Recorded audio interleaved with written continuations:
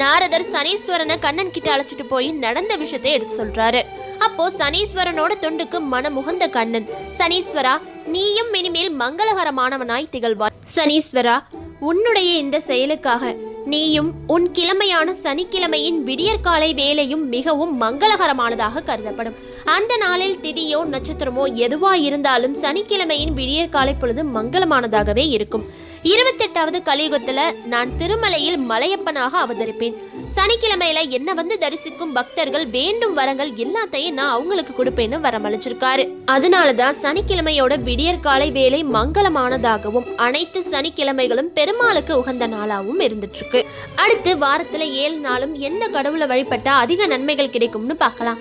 சனிக்கிழமைகள்ல பெருமாள் வழிபாடு செஞ்சா வீட்டில் கணவன் மனைவி பிரச்சனை, குடும்ப பிரச்சனை எல்லாம் தீர்ந்து போயிடுமா. பிரிந்த தம்பதிகள் சீக்கிரமாவே ஒண்ணு சேர்ந்துடுவாங்களா. ஒவ்வொரு சனிக்கிழமையும் அசைவம் தவிர்த்து